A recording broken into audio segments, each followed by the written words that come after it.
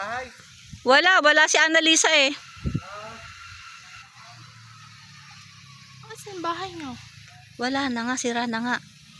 Ayun no, doon sa bandang yun, nandun ang bahay. Yun, doon. Yan, yan. Saan? Diyan, sa may kawayan na yan. Wala na. Sige na, kakain na tayo.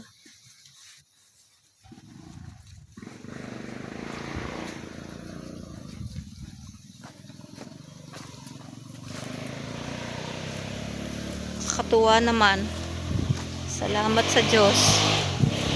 Niloob pa ng Panginoon Diyos na makarating pa dito.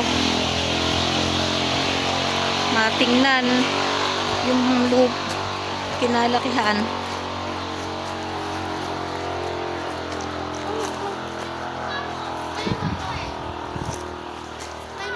Ha? Ha?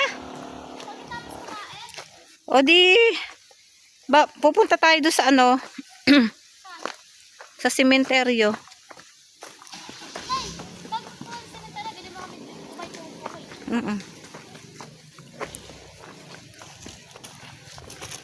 Ano tay?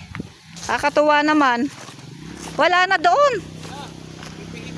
Isod kayo din eh.